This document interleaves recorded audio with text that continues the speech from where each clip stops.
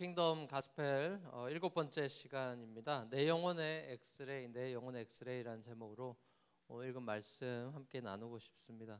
아마 이 자리에 계신 많은 분들은 엑스레이 한 번 정도 찍어본 경험이 있으실 것 같습니다. 치과나 일반 병원에서 아마 엑스레이를 한번 찍어보신 경험이 있으실 것 같아요. 의사 선생님들이 엑스레이를 통해서 우리 신체에 대해서 자세히 살펴보고 또 우리의 건강 상태를 파악해서 치료해 주시는 데 도움을 얻습니다.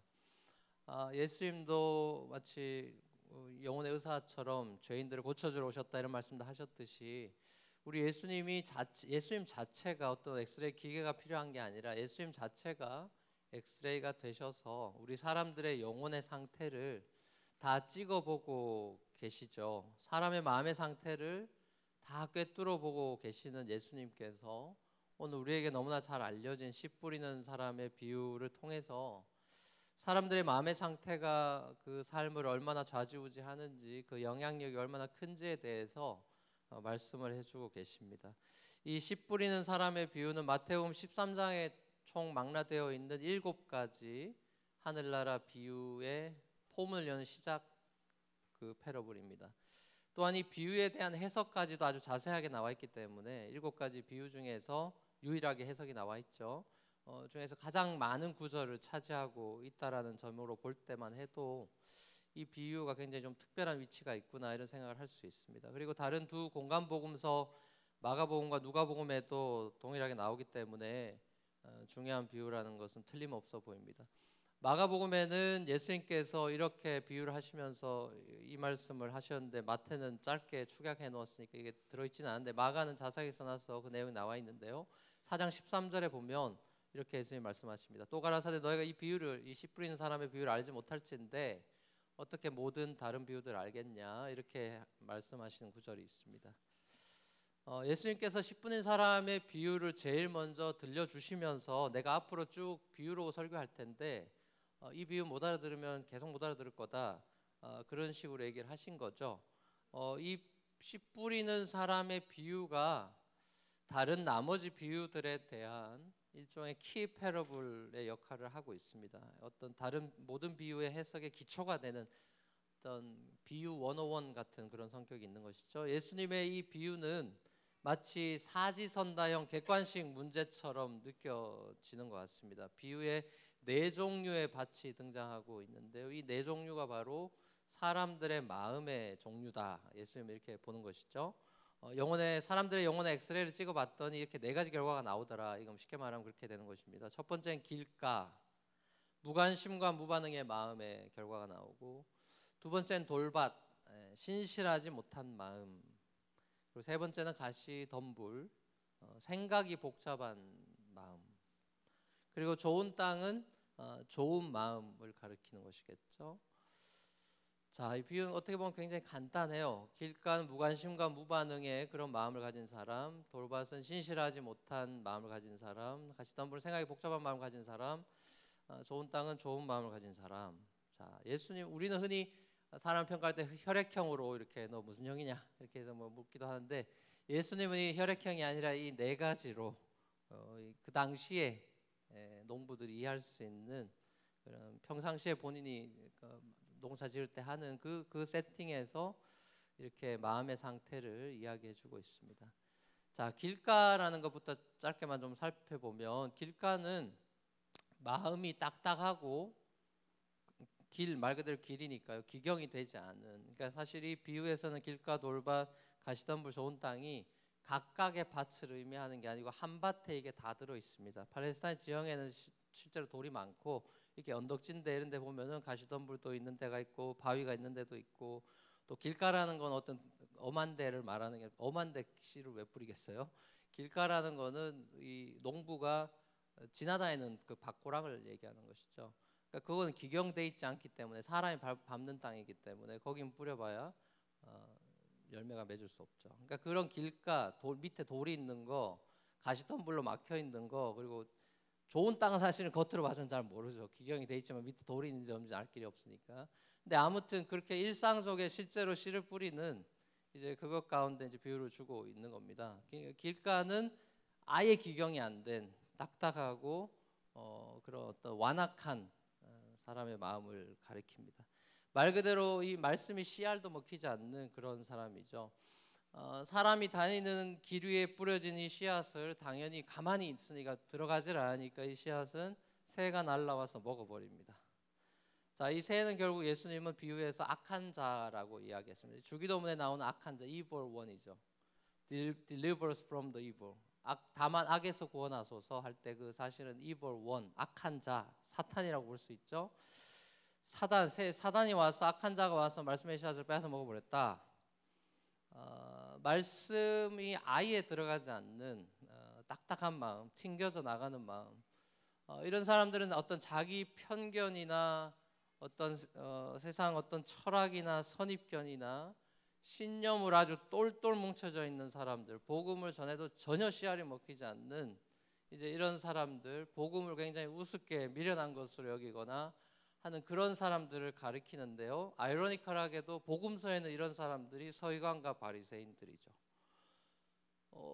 하나님의 말씀을 많이 접하고 있는 사람들인데 이 사람들이 아이러니컬하게도 자기 신념과 이 편견과 선입견으로 똘똘 뭉쳐져 있기 때문에 전혀 예수의 말씀이 씨알도 먹히지 않는 이 길가와 같은, 사실 이거는 불신자를 오늘날 따지면 불신자를 가르치는 것인데 아이러니컬하게도 예수님 당시에는 복음서 안에 등장하는 사람으로는 서기관 바리새인이 바로 이 길가에 해당하는 사람들입니다.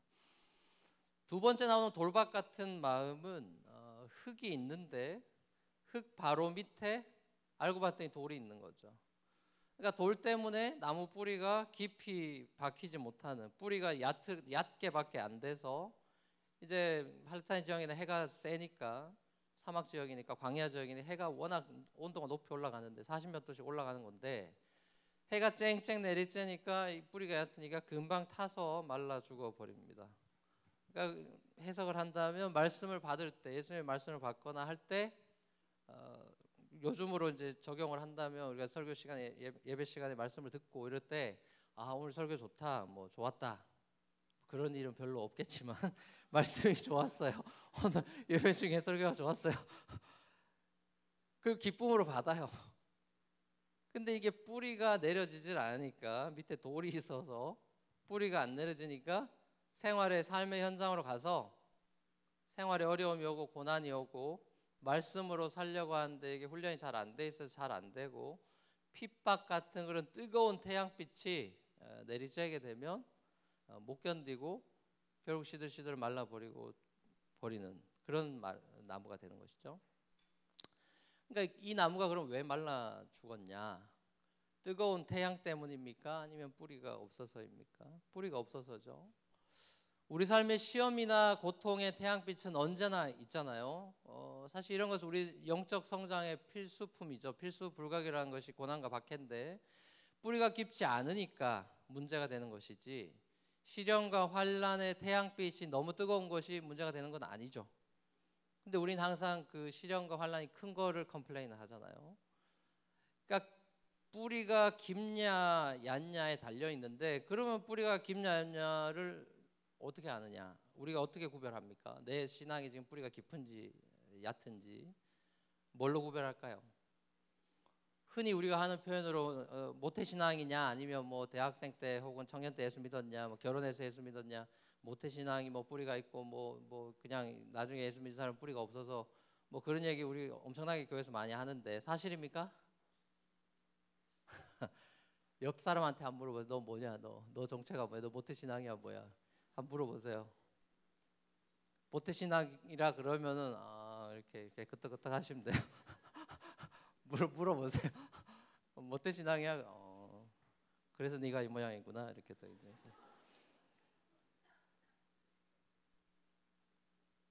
뿌리가 깊냐 얕냐, 이건 뭐 모태신앙이냐, 30년 50년 교회 다녔냐, 이런 문제가, 그렇게 따지면 뭐 서기관 바리새인들은 뿌리 엄청 깊게요. 그런 게 아니죠. 그런 문제가 아니라 성경에서 얘기하는 핵심 포인트가 있죠. 뿌리가 깊냐 얕냐. 시편 1편에 답이 나와 있죠. 말씀을 주야로 묵상하는 사람이냐 아니냐, 이걸로 구별이 되는 거예요. 내가 말씀을 잘 이렇게 가까이 하지 않는 사람이다. 그럼 여러분들이 모태신앙이고 뭐 목사 아들이고 어쩌고 해도 여러분 뿌리가 얕은 겁니다. 그건 뭐 그냥 내 느낌으로 난 뿌리가 깊고 이런 얘기가 아니고 그 팩트죠, 팩트. 현실을 얘기해야 돼. 실제를 얘기해야지. 내가 되고 싶은 상상의 나를 얘기하는 게 아니고 지금의 나를 얘기하는 거니까. 꼭 공부 열심히 안 하는 애들이 다 핑계를 대잖아요. 이래서 안 되고 뭐 어쩌고 저쩌고 핑계 대듯이 남 핑계 대는 게 다 그 못한 사람들의 특징인데, 신앙생활이 안 되고 뭐 이렇게 어렵다, 내가 되고 싶은 모습이 아니라 지금의 나를 솔직히 냉철하게 받아들일 준비가 돼야 되는 것인데, 뿌리가 얕다라는 것은 말씀을 별로 안 본다는 소리밖에 안 되는 겁니다. 다른 재간이 없죠. 말씀 안 보는데 뿌리가 깊다. 여러분 그냥 상상 속으로 바라는 위시가 되는 거지 팩트는 아니에요.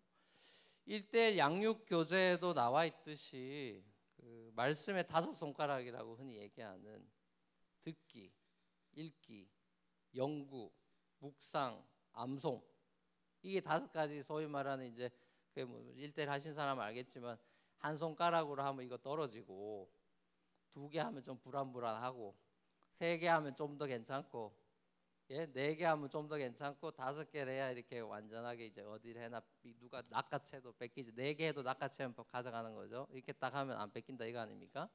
그러니까 그게 이제 말씀의 5손가락 비유로 하는 건데, 대부분의 현대 성도인들은 줄타기를 하고 있죠. 듣기 하면서 이거 어떻게든 세워보겠다고 이거 막 줄타기 하고 있는 거죠. 그 옆에 가서 하나 쓱 가져가면 그냥 끝인데 듣기로 일관하고 있는 겁니다. 그러니까 안 되는 거죠. 평소에 뿌리 내리지 않았던 사람에게 뜨거운 태양빛이 내리쬐면 말라버리는 것은 너무나 당연한 자연 현상이죠.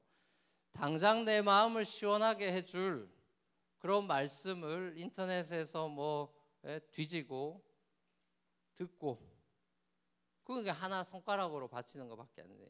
듣는다는 게 자체가 나쁘다는 게 아니라 그 듣기만 계속 무한반복하고 뭐 그거를 계속 들어서 만약에 중독 비스무리하게 된다. 설교 중독은 여러분 좋을 것 같죠?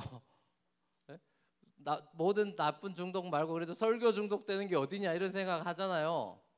그게 잘못된 생각입니다, 여러분. 들으면 언제 읽고 언제 묵상하고 언제 암송할 거예요, 그럼. 밸런스가 있어야지.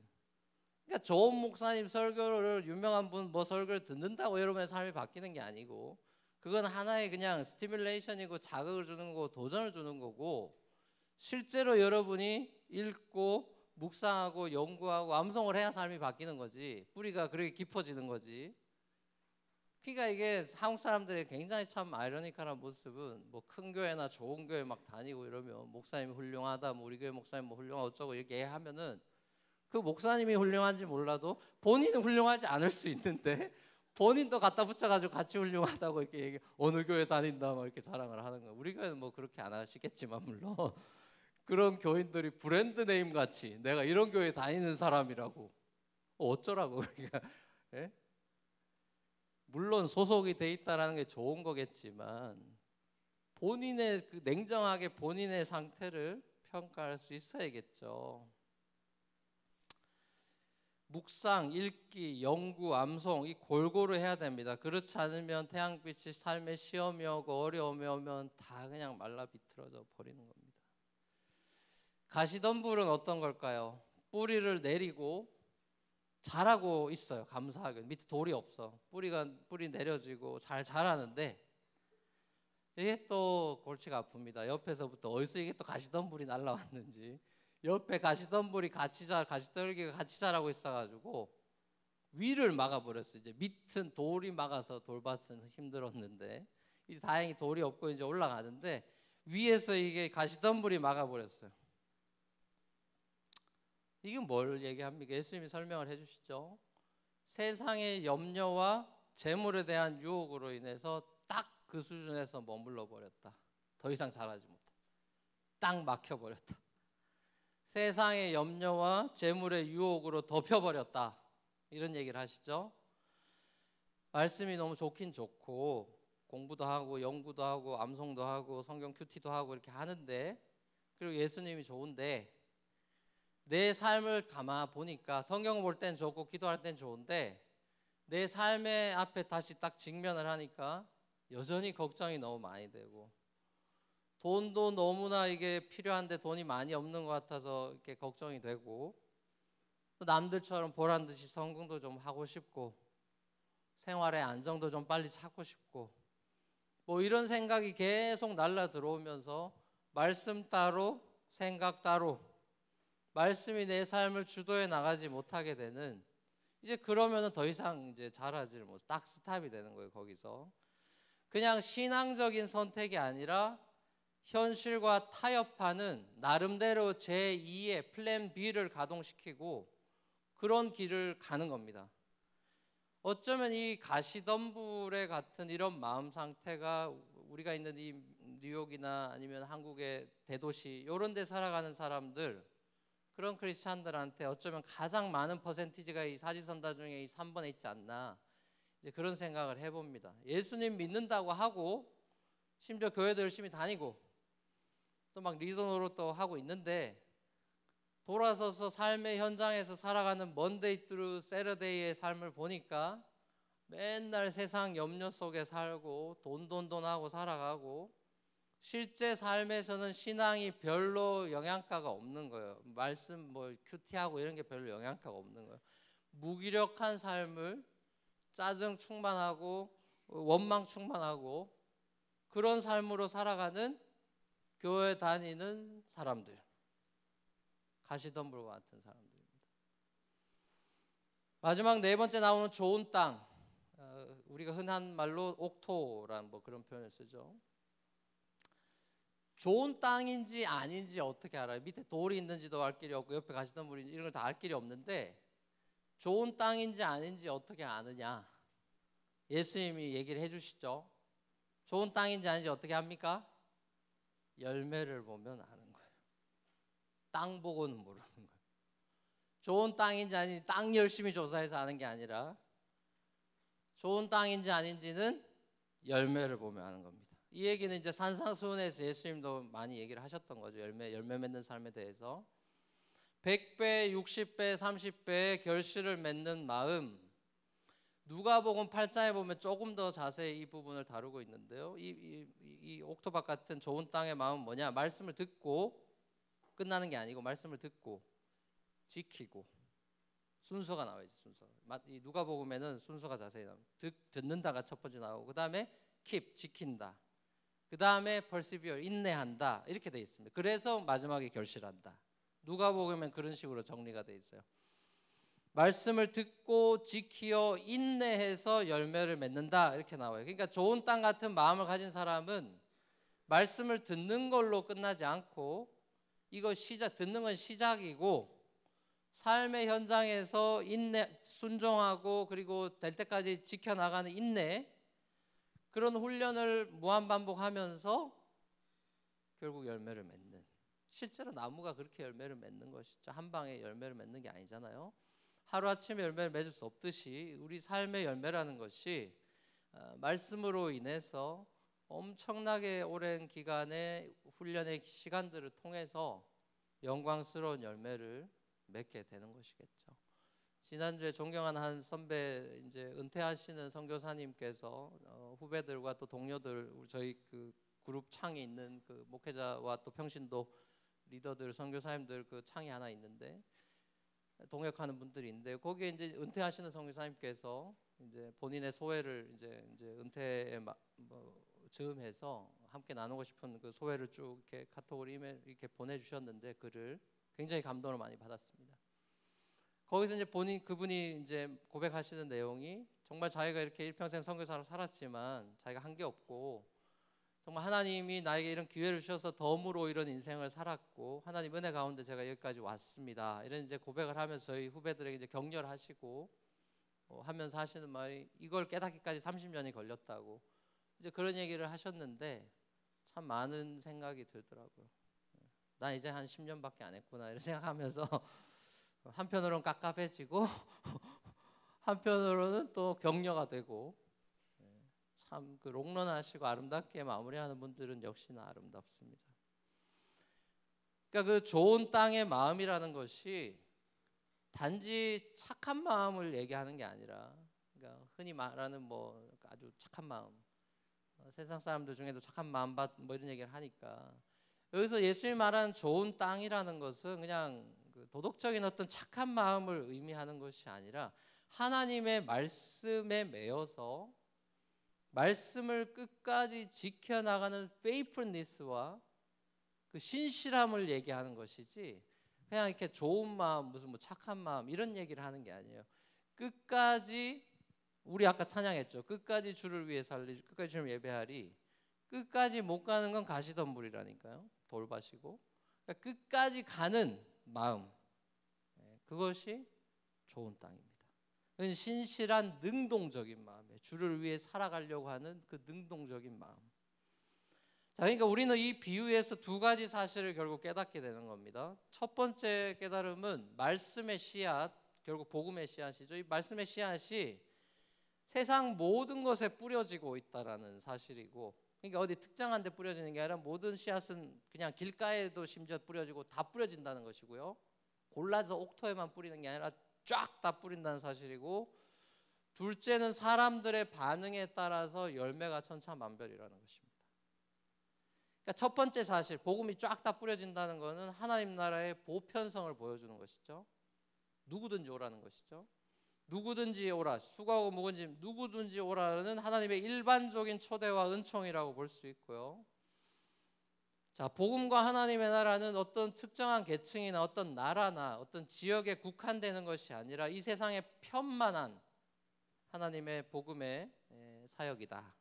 그러니까 누구나 소유할 수 있고 침노에 들어갈 수 있는 것이 하나님의 나라다. 예수님이 이제 그 얘기를 하시는 것이고, 이제 말씀을 이 씨앗으로, 농부들이 뿌리는 씨앗으로 비유한 것은 참 적절하고도 참 재밌는 예수님의 비유인데, 일단 이 씨는 굉장히 작죠. 하나님의 나라는 엄청나게 거대한 나라인데, 하나님의 그 거대한 나라가 세상적으로 볼 때는 씨앗과 같이 굉장히 지극히 작은 것으로 이 땅에서 시작을 한다는 거예요. 같은 장에 들어있는 겨자씨 비유라든지 누룩 비유가 딱 그 얘기를 하고 있는 것이죠. 하나님의 나라는 크게 시작하지 않는다. 하나님의 말씀은 인간적으로 생각해 보면 처음에는 그렇게 뭐 대단하지 않아요. 매력적이지 않을 수 있습니다. 그러나 이 작은 씨앗 안에 생명이 들어있다는 게 핵심 포인트인 거죠. 이 작은 씨앗 안에 생명이, 보이지 않는 생명이 들어있기 때문에 엄청난 포텐셜과 힘이 들어있고 생명이 들어있기 때문에 자란다는 것이죠. 생명의 특징은 자라니까요. 씨앗은 결국 생명이고, 하나님의 말씀은 굉장히 아무것도 아닌 것처럼 보이지만 생명이기 때문에 자란다. 히브리서 기자가 히브리서 4장에서 그 얘기를 하는 것이죠. 하나님의 말씀은 살았고 운동력이 있다. 사도행전에 보면 1세기 그 기독교가 시작되고 교회들의 모습을 보면, 교회가 부흥하는 모습들을 보면 그 부흥은 그냥 사람 성도 많아지는 걸 얘기하지 않고, 자, 어떻게 사도행전 누가가 어떻게 기록하고 있나를 보세요. 사도행전 6장 7절에 보면 초대교회 부흥의 모습을 이렇게 기록하고 있습니다. 하나님의 말씀이 점점 왕성해서 예루살렘에 있는 제자의 수가 더 심히 많아지고 심지어 제사장들까지도 기독교로 회심했다, 이렇게 돼 있어요. 사도행전 19장 20절에도 이와 같이 주의 말씀이 힘이 있어 흥왕해서 세력을 얻었다. 하나님의 말씀의 복음의 능력이 교회를 일으키고, 복음의 능력이, 하나님의 말씀의 능력이 교회를 세운 것이지, 무슨 뭐 베드로가 대단하고 바울이 대단하고 이런 얘기를 하지 않고, 하나님의 말씀이 왕성해지고 하나님의 말씀이 힘이 있어서 교회가 부흥을 했다. 자, 이게 바로 하나님 나라의 힘이에요. 하나님의 나라에는 이 말씀의 능력이 있어요. 하나님의 말씀의 힘, 이것은 역설적인 힘인데요. 자, 하나님 나라의 힘의 모습은 씨앗이다. 거대한 모습이 아니에요. 마틴 루터의 말처럼 예수님은 right-handed power가 아니라 left-handed power를 사용하셨다. 마틴 루터는 그런 표현을 썼습니다. 예수님이 오른손의 힘을 사용하시지 않고 왼손의 힘을 사용하셨다. 하나님 나라의 비밀은 바로 여기 있죠. 세상적인 오른손의 힘을 사용하신 것이 아니라 세상이 잘 쓰지 않는 왼손의 힘으로 이 땅에 오셔서 그 힘으로 세상을 바꾸셨다. 보이는 기적과 같은 어떤 사람들이 쫓아다니면서 보여달라는 기적에 의존하는 사역이 아니라 예수님은 비유와 같은 이 왼손의 힘, 일상생활의 이야기를 들려주는 평범한 이야기, 이런 말씀의 힘으로 사람들의 마음을 바꿔나가시는 방법을 선택하셨다. 사탄이 광야에 와서, 광야에서 하나님과 대화 나누고 있는 이 예수님에게 와서, 청년 예수한테 와서 오른손 쓰라고 얘기한 거죠. 성전 가서 뛰어내리고 뭐 돌 기적 만들어 돌 떡으로 만들어 먹고 show your power, 네가 하나님의 아들이라며 그 힘 써봐 라고 얘기를 했을 때 오른손 접고 왼손 쓰시죠. 하나님의 말씀으로 대항을 합니다. 신명기 말씀에는 그렇게 얘기 안 했다. 하나님은 그렇게 말씀하시지 않았다.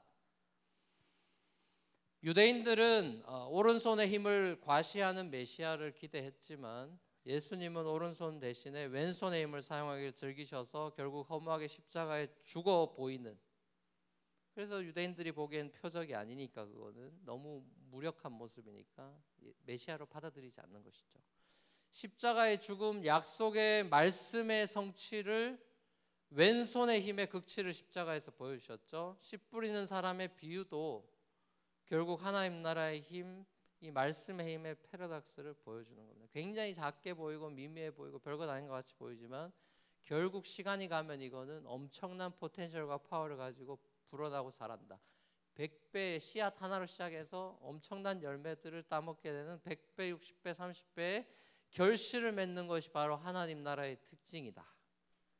그러면 하나님 나라의 시민도 똑같은 삶이 되는 것이겠죠, 여러분, 그죠? 하나님 나라가 잘 된다는 게 뭐예요? 하나님의 백성이 잘 되는 것이죠. 100배, 60배, 30배 결실 있는 인생이 된다는 거 아니겠습니까? 자, 두 번째 사실은 이 네 종류의 밭이 세상에 존재하고 있다라는 것이 아주 진리의 말씀이고, 이 복음에 대해서 반응하는 그룹과 반응하지 않는 그룹에 대한 얘기를 하고 있는데요. 세상 사람들이 이 넷 중에 하나는 어딘가 반드시 속해 있다. 혼인잔치의 비유 같은 것도 그렇죠. 전부 다 초대가 되죠. 모두 초청합니다. 다만 초청을 받아들이는 사람이 있고 거절하는 사람이 있을 뿐이죠. RSVP에 yes와 no 둘밖에 없는 것이죠. 중간지대는 없죠. 예수님의 RSVP에 yes라고 대답하거나 no라고 대답하거나겠죠. 여러분, 신앙이라는 거는 반응이에요, 반응. 사랑도 믿음도 우리 삶도 다 리스판스에 달려있고, 그걸 잘하는 능력이 리스판서빌리티죠. 사랑을 잘하는 사람은 반응을 잘하는 사람입니다. 연애를 잘하는 사람들을 보면 반응의 속도가 정말 자동적으로 나오죠. 무슨 말을 하면 바로 그냥 박수를 친다거나 바로 미소를 띄운다거나 바로바로 반응하는 사람들, 이런 사람들 아주 연애를 잘하는 사람들이에요. 연애 서툰 사람들은 카톡에 일이 많이 있죠. 일이 답을 안 해요. 답을 다 이렇게 카톡 막 500개 와 있고 막 반응을 안 해요. 무관심하고 무반응합니다. 하나님의 말씀을 대할 때도, 설교 말씀을 들을 때도, 큐티를 할 때도 이거 뭐 봤던 본문이고 뭐 맨날 보는 거고 맨날 듣는 말 그 얘기가 그 얘기고, 식상해 하면서 반응하는 사람들이 있는가 하면 기대로 반응하는 사람들이 있더라고요.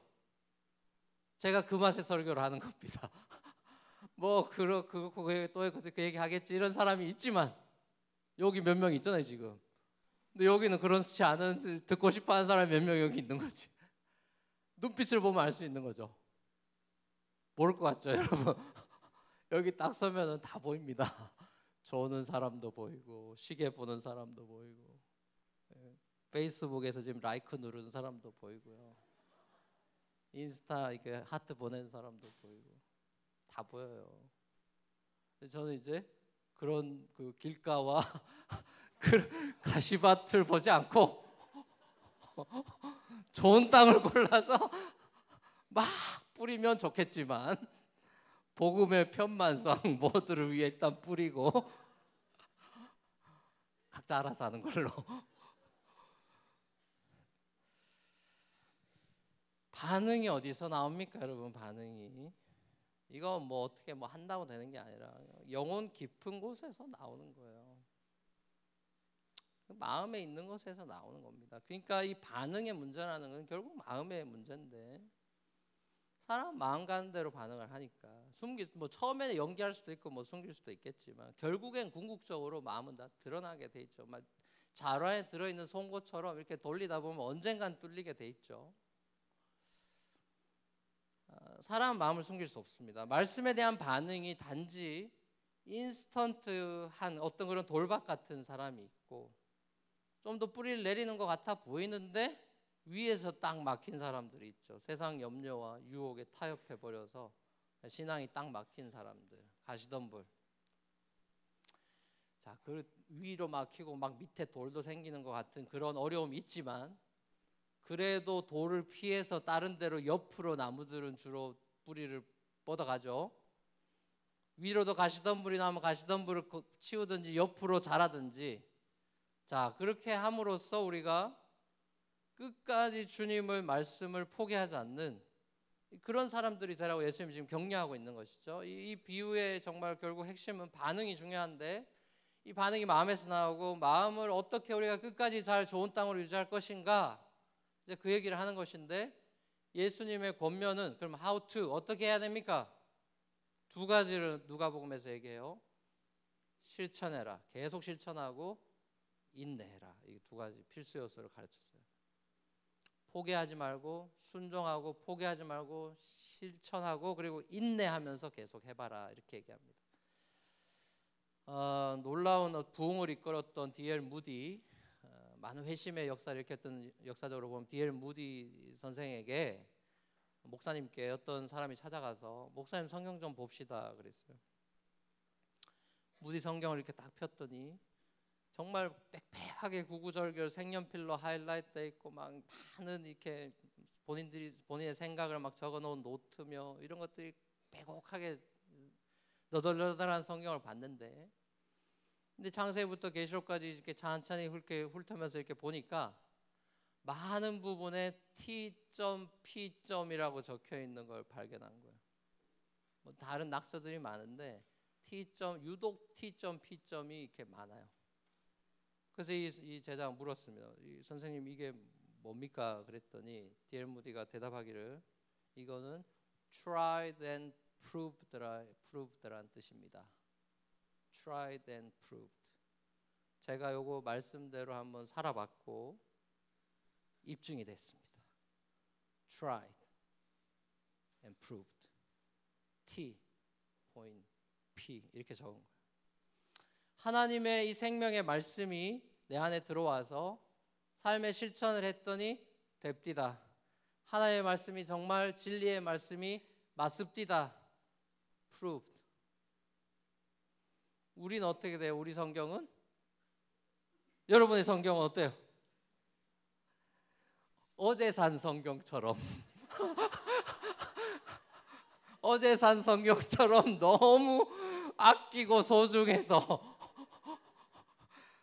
너무 따를까봐 너무 소중하게 다뤄서 낙서 하나 없고, 어디 감히 성경에 낙서를 깨끗하고 P는커녕 T도 찾아보기 어려운, 트라이 뭐 프루브는커녕 트라이도 하지 않는, 그렇다면 우리 참 좀 문제가 있는 거죠. 말씀을 고지고대로 들어야 돼요. 그게 어린아이입니다. 어린아이들은 꼬아서 생각을 안 해요. 천국에 그런 애들 거예요. 애들은 진짜 말하면 그대로 받아들여요. 엄마가 무슨 의도로 얘기를 하는 걸까? 얘는 큰일 난 애야. 얘 큰일 난 애입니다. 여러분 자녀가 그러면은 정말 기도 많이 하셔야 돼. 그런 애를 위해서. 부모가 얘기하면 믿고 그냥 들어야지. 크리스마스 날 선물 준다 그러면 그대로 믿어야지. 정말 줄 거냐 뭐. 하나님의 말씀을 그대로 액면 그대로 받아들이고 출하를 해보세요. 그 생명이 꿈틀거려서 입증이 됐으면 여러분도 P라고 한번, 물음표 말고, 질문이 많았지만 트라이 했더니 프루브가 됐습니다. 트라이하고 물론 물음표가 가운데 있겠지만 궁극적으로 P를 찍을 수 있는 그런 삶이 돼야 되겠죠. 말씀에 대한 우리의 반응은 사실은 열매를 못 맺는다는 것 자체가 목적은 아니죠. 열매는 우리의 고울이 아니라, 나무의 고울이 열매가 아니라 그건 바이프로덕이죠. 자라다 보니까 열매가 생긴 거지, 열매를 맺으려고 자란 게 아니잖아요. 자라다 보니까 열매가 생긴 거예요. 생명이 왔으니까 자랐고, 자라니까 열매가 생긴 거잖아요. 그죠? 우리의 고울이 아니라 엔드죠. 그러니까 그렇게 엔드가 된 거예요. 그렇게 목적이 그렇게 간 거예요. 우리의 반응은 뭔가를 이루려고 하는 욕심에서 시작되는 것이 아니라 하나님의 말씀이 왔을 때 하나님의 말씀이니까, 나를 사랑하는 아버지의 말씀이니까 기쁨으로 듣다 보니까, 그 기쁨을 누리고 그렇게 살아가다 보니까 삶이 행복해진 거죠. 그러니까 열매가 따라온 거죠. 내가 100배 맺어야지 해서 맺은 게 아니라 맺어진 거죠. 제 인생에도 그런 게 많아요. 내가 이런 거 정말 해야지 힘 잔뜩 주고 오른손 써서 내가 어떤 사람인지 내가 보여줄게. 이 까불었던 놈들, 내가 이런 사람이야, 나 이런 사람이야 이러면서 한번 보여주겠다고. 그러니까 부러지죠. 힘을 잔뜩 주니까 부러지는 거죠.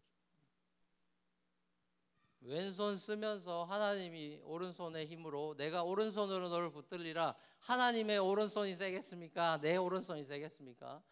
나는 왼손 쓰는 거고, 하나님이 우리에게 오른손으로 역사를 하시면 우리 인생이 100배, 60배, 30배 내가 애쓰지 않아도 되는 것, 그것이 기독교의 역설이고 그게 복음의 비밀이에요. 여러분, 뉴욕 살면서 여러분 이걸 깨닫는다 그러면은 진짜 여러분 인생 성공한 겁니다. 매 순간마다 우리가 하나님의 임재를 경험하기 위해서 주님 안에 내가 있고, 이 순간 내가 주님을 기뻐하고 즐거워하는 것, 그것이 영혼을 사는 거예요. 순간과 영혼은 동의어입니다. 동의어. 순간이 모여서 영혼이 되는 게 아니라 순간이 영혼이고 영혼은 순간이야. 그래서 천년이 하루 같고 하루가 천년 같은 거예요. 지금 순간에 영혼을 누리는 거예요. 지금 우리 곁에 와 계신, 현존하시는, 말씀하신 예수 그리스도의 날을 기뻐하는 것이 천국이에요. 초막이나 궁궐이나 천국이라는 건 그런 의미입니다.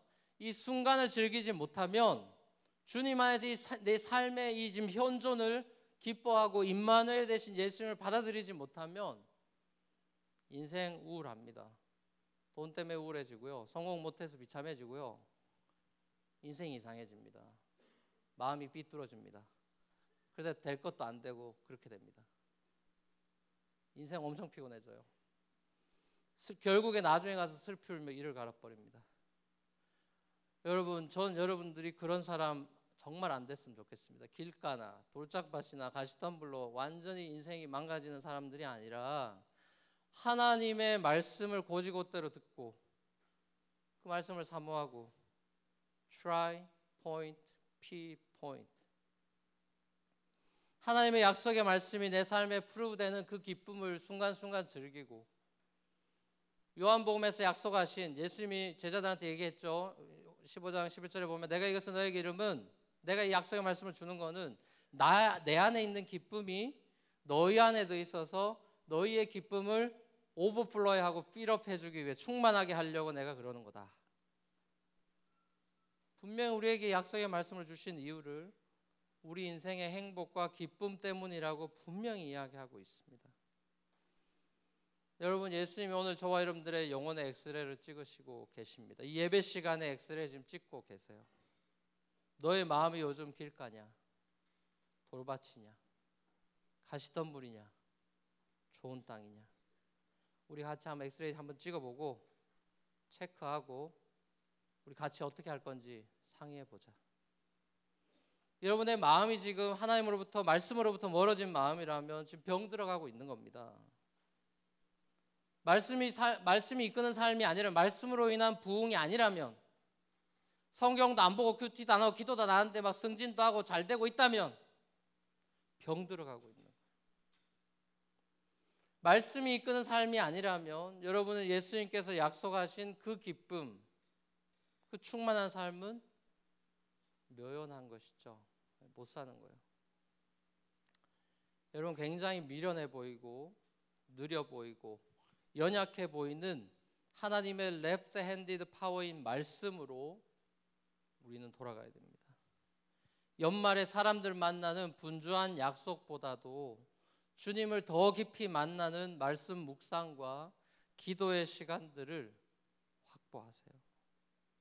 다가오는 성탄의 기쁨이 진짜 모든 사람들이 흥청망청하는 기쁨이 아니라 다가오는 성탄의 기쁨이 마이 조이가 되기 위해서는 준비하셔야 될걸요. 데이트라는 것이 맥시멈으로 기쁘려면 준비해야 됩니다. 모든 건 그래요. 파티 같은 거, 뭐 생일잔치니 뭐니 이런 거 정말 기쁨을 인조하려면요 준비해야 돼요. 준비 없는 어떤 파티, 뭐 모임 이런 것들은 그냥 대면대면 합니다. 예배도 마찬가지예요. 여러분 일주일이 예배를 준비하면서 와서 여기 예배 드리는 사람과 그냥 아무렇게나 살다가 와서 그냥 예배 때우는 사람과 아예 질적으로 다르죠. 성탄의 기쁨이 여러분의 정말 기쁨이 되려면 예수 그리스도를 묵상하고 그 감사하고 하는 시간들을 확보하지 않으면 다가오는 이 크리스마스는 그냥 또 2017년에 한 번 오는 절기밖 그 이상도 그 이하도 아닐 겁니다. 여러분의 마음속에 기쁨이 넘치진 않을 거예요. 아 그냥 예수님 오신 날이구나 이 정도가 될런지 모르겠어요. 하나님의 말씀을 여러분이 귀가 아니라 마음으로 듣는 훈련을 하십시오. 착하고 좋은 마음으로 여러분이 들으시고 고지곳대로 들으시고 그래서 무식하게 지키고 아무 생각 없이 무조건 지키고 인내하면서 하나님이 여러분의 삶에 맺어가시는 열매들로 인해서 감탄해 나가는 야 하나님이 이것도 하셨네. 이렇게 하실 줄 몰랐다 정말. 어떻게 하나님이 이렇게 인생에 이렇게 또 내 길을 이렇게 인도하셨지? 라는 그 깜짝 놀라는 선물들을 받아 누리면서 인생의 기쁨과 행복을 누리는 아름답고 복된 인생 살아가는 저와 여러분들 될 수 있기를 주 예수 그리스도로 간절히 축원합니다. 자 우리 찬양을 주님 앞에 한번 기도하며 나가겠습니다. 하늘에 나는 새도 우리 함께 찬양했으면 좋겠습니다. 내 힘도 아닌 능력도 아닌 오직 주의 말씀으로 제가 달려갑니다. 주의 능력으로 살아가기를 원합니다. 주님의 영광 안에 살아가기를 원합니다. 우리 마음의 고백으로 기도하는 마음으로 찬양했으면 좋겠습니다.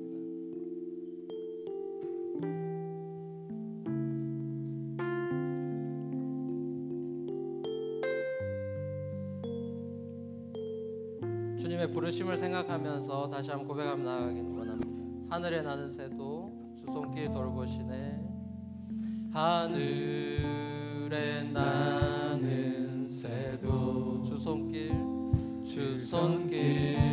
돌보시네. 온 땅에 충만한 주 사랑 내 마음을 덮으소서. 주 나를 부르셨네.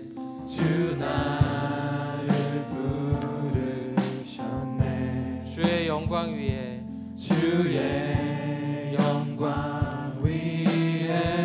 모든 사람 이끄소서.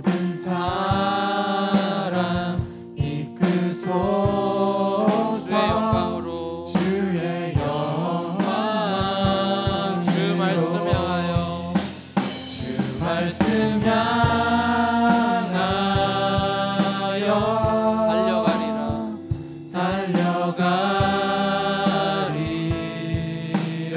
힘도 아닌 능도 아닌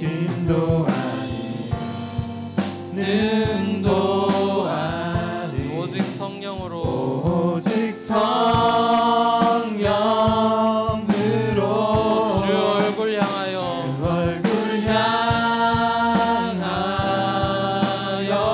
달려가리라.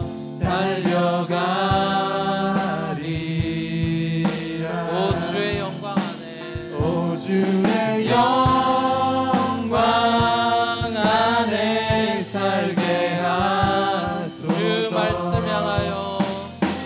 말씀 향하여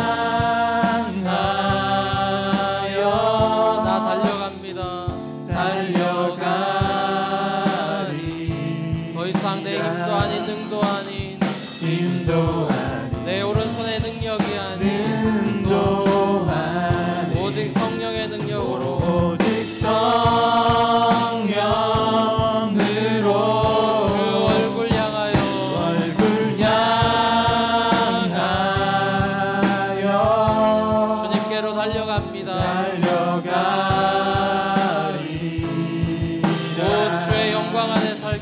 오 주의 영광 안에 살게 하소서. 같이 우리 한번 기도하며 나가길 원합니다. 여러분의 마음에 그 하나님이 예수님께서 엑스를 찍으신다면 여러분의 마음은 길가인가요? 돌밭인가요? 가시덤불인가요? 좋은 땅인가요? 상당히 사실 부담스러운 질문이죠. 가볍게 들을 수도 있겠지만 귀 있는 자는 들으라고 하셨을 때 상당히 부담스러운 질문이죠. 왠지 나는 길가 같고 왠지 나는 돌밭 같고 왠지 나는 가시덤불 같아서 주님 전 좋은 땅이에요 라고 대답하기에는 뭔가 약간 이상하지 않나요? 우리가 길가 같고 돌밭 같고 가시덤불 같아서, 근데 복음은 뭐죠? 예수님의 마음이 좋은 땅이잖아요. 예수님의 마음이 신실하잖아요. 예수님은 뭐 길가였다가 돌밭이다가 뭐 가시덤불이다가 뭐 이런 게 아니잖아요. 예수님의 우리를 향한 마음은 항상 좋은 땅이기 때문에 우리는 거기에 희망이 있는 것이겠죠. 주님의 오른손이 나를 붙들고 계시기에 내가 그 손을 놓지만 않는다면 우리에겐 또 다른 희망이 있는 것이겠죠. 하나님, 내 안에 그 기쁨, 주님이 주시고자 하는 기쁨이 충만한 삶을 약속해 주셨는데 제가 말씀에 이끌리지 않고 세상의 염려와 재물의 유혹과 세상의 유혹에 타협하고 있는 삶이라면 하나님 가시덤불을 걷어주시고, 제가 뿌리를 내리는데 딱딱한 돌들이 많이 있다면 하나님 부드럽게 해주시고 돌을 깨뜨려 주시고 성령의 능력으로 제 삶이 새롭게 변화되기를 원한다고, 그래서 기쁨이 다시 충만해서 다가오는 성탄절에 정말 주님 앞에 진실의 찬양과 기쁨으로 이번 크리스마스를 맞이할 수 있기를 원한다고 주님 앞에 한번 기도하며 간절한 마음으로 나갔으면 좋겠습니다. 다 같이 기도하시겠습니다. 사랑의 아버지 하나님, 사랑의 아버지 하나님, 하나님께서 우리에게 주시는 말씀을 듣습니다. 그냥 평범해 보이는 말씀이고 우리에게 또 한결같이 하시는 말씀처럼 들릴 수 있고 그냥 또 비슷한 설교일 수 있고 하나님 우리에게 주시는 말씀이 비슷한 이야기일 수 있지만 중요한 것은 우리가 마음으로 듣느냐, 좋으신 하나님의 좋은 마음을 우리가 고지곳대로 들을 것이냐, 우리 마음의 상태가 어떠냐, 거기에 우리의 영적 건강과 우리의 삶의 풍성함의 비결이 달려있다고 하셨는데, 하나 우리의 마음이 좋은 땅으로 정말 주님의 말씀을 잘 흡수하고 받아들일 수 있는 그런 마음이 되기를 원합니다. 아버지, 우리 어린아이 같은 마음으로, 살결과 같은 마음으로 우리 변화시켜 주시고, 아버지, 이 다가오는 성탄이 진정 나를 위한 성탄이 되고 주님이 나를 사랑해 주셨고 은혜를 베풀어 주셨던 구원의 기쁨과 감격을 회복하고 삶의 선물을 주셨던 많은 것들로 인하여 기뻐할 수 있는 그런 놀라운 성탄, 기쁨의 성탄이 되게 하셔서 하나님, 우리의 삶 가운데 주의 말씀의 약속을 붙들고 아버지 부족하지만 하나하나 실천해 나가고 끝까지 인내함으로 하나님이 주시고자 하는 100배, 60배, 30배의 결실을 열매를 맺어가는 그런 아름답고 복된 인생 살아가기를 원합니다. 하나님, 우리 모든 젊은이들과 성도들 하나님 이렇게 두 손 들어 축복하여 주옵소서. 마음을 새롭게 하시고 주의 사랑에 아버지 하며 녹아들며 딱한 마음들 아버지 부드러운 마음으로 변화되고 아버지 가시덤불이 건치며 돌이 쪼개어지는 삶의 역사들이 펼쳐질 수 있도록 하나님 은혜를 베풀어 주시옵소서. 아버지 가지고 있는 여러 가지 어려움들 주님 앞에 가지고 나아갑니다. 아버지 긍휼을 베풀어 주시옵시고 은혜를 베풀어 주시옵소서. 아버지 하나님, 그리하여서 주님의 역사를 체험하며 이제 삶 속에서 우리의 신앙이 리얼한 그런 페이스가 되고 실제적인 삶의 아버지 하나님의 신앙이 말씀이 견해가는 부흥의 삶의 그 현장에 우리 삶 가운데 말씀의 부흥이 일어날 수 있도록 아버지 우리가 더 말씀으로 돌아가고 주 얼굴 향하여 가는 저희들이 될 수 있기를 원합니다. 아드폰 테스트하는 저희들이 되기를 원합니다. 주의 말씀 향하여 사심이 진행을 찾기를 가는 것 같은 갈급한 심령이 우리가 되어서 아버지 하나님 끝까지 결실을 맺고야만 하는 그런 저희들의 삶이 될 수 있도록 하나님 은혜를 베풀어 주옵소서. 사랑의 아버지 하나님, 하나님의 우리를 향한 마음은 한결같고 변함이 없고 영원토록 우리를 사랑해 주시겠다고 그렇게 약속해 주셨고,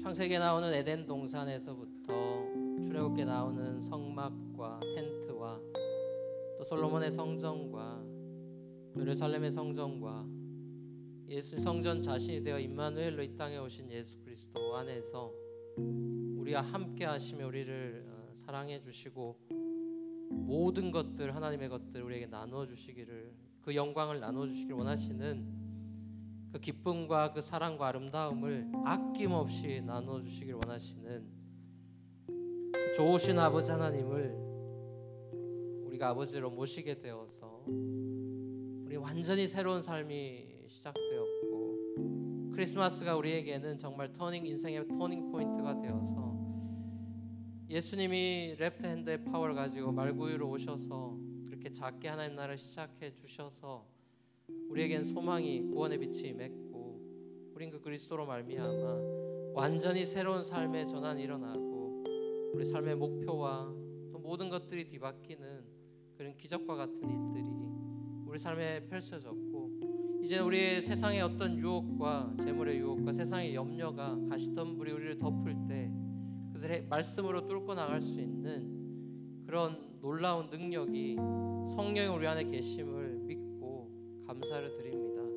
하나님, 우리 영혼의 엑스레이를 찍으셨을 때 우린 너무나 초라합니다. 길가 같고 또 어떤 날은 돌짝밭 같고 어떤 날은 가시밭길 같아서 주님 앞에 부끄러운 것이 너무나 많지만, 하나님, 이런 저희들, 연약한 저희들 불쌍히 여기시고 성령을 우리 안에 전 삼아 주셔서 우리를 인도하시고 채찍질하시고 도전하시고 이끌어 가실 때 우리가 어린아이같이 고지고대로 듣고 엄마 아빠 손 붙들고 행복하게 순간을 즐기며 영혼을 살아가는 영생의 자녀들로 살아가기를 원하오니, 하나님 두 손 들어 축복하여 주시고 다가오는 성탄에는 그 좋으신 하나님, 좋으신 예수님을 온전히 기뻐하고 감사할 수 있는 기쁨의 시간들 될 수 있도록 함께하여 주시옵소서. 주님께 모든 것 감사드리옵고 예수님의 이름으로 기도합니다.